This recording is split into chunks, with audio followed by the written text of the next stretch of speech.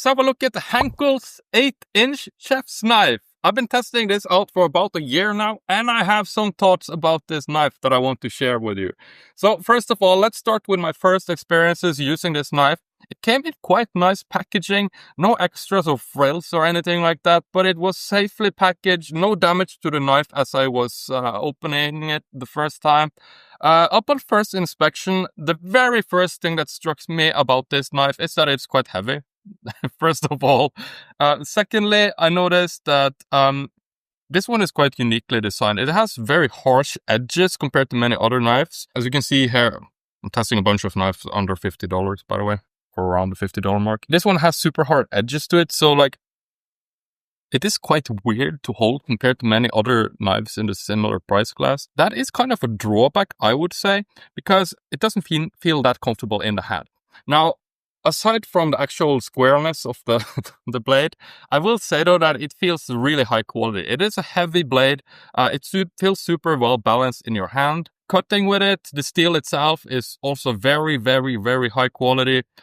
Super, super sharp. One of the sharpest knives I've ever used out of the box. It has held up super well without needing sharpening between uses. Yeah, like I said, it's a forged blade, tang construction. It even has a little bolster here so you don't cut yourself if you like that. The handle itself is made of some kind of plastic, so it doesn't slip very easily in the hand, but I will say that I'm not a big fan of the handle itself on this knife. Besides that, this is a subsidiary or like some kind of sister brand of Twilling, which is actually a quite famous knife brand as well.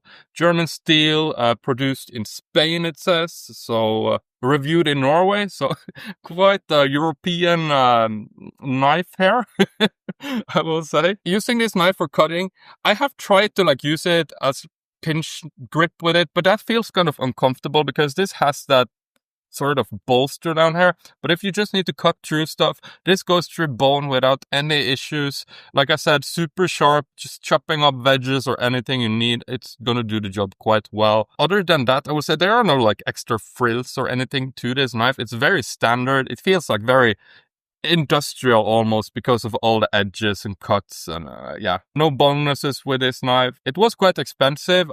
It's up there, I think I've seen it between $45 and $65, so it's right there at the price point. But for the price, I will say that you get a really high quality blade for a significantly cheaper price than especially the Twilling knives, which is very similar to these ones.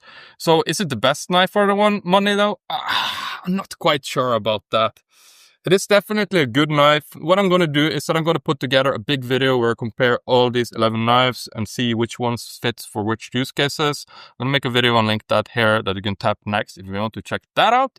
Besides that, if you just want to buy this knife right away, I'm going to add a link under the video in the description and pinned comment as well. Anyway, thanks for watching this video. I'll see you over in that other big video.